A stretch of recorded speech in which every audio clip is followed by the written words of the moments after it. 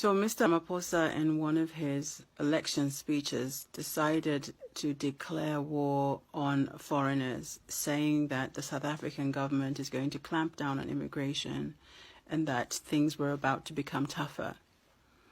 It is understandable that South Africa cannot give jobs to everyone.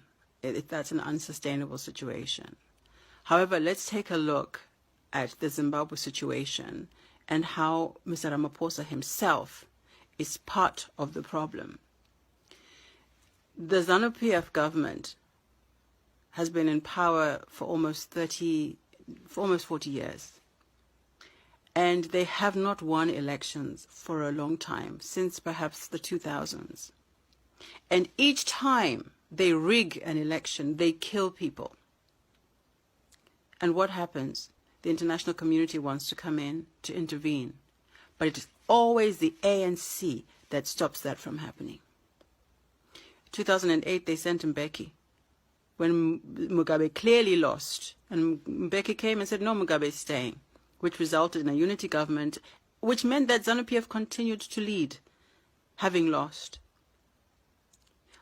We're not saying that Ramaphosa and ANC are responsible for what the government in Zimbabwe are doing. What I'm saying is they are responsible for propping up this government, for protecting it against intervention. The intervention that we, the people of Zimbabwe, need in order to stay in our country. South Africans need to understand that Zimbabweans don't want to leave their country. But what are we supposed to do when our government opens fire on us on the street when we demonstrate against them? And ANC and Ramaphosa protects them, covers them. We can't protect ourselves against that.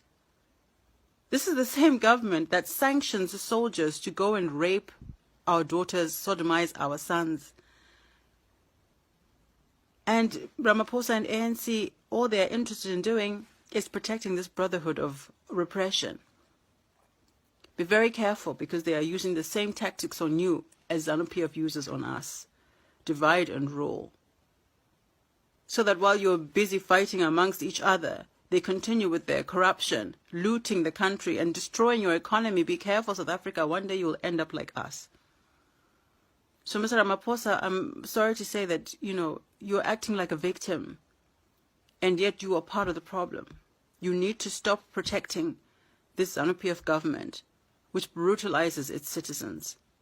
And we as Zimbabweans, as long as we are under this situation, and as long as ANC and Ramaphosa continue to protect and cover ZANU-PF, I'm afraid, South Africans, that you have to understand that you will need to continue to accommodate your brothers and sisters from Zimbabwe, because South Africa is the nearest place where they can find shelter and where they can find employment.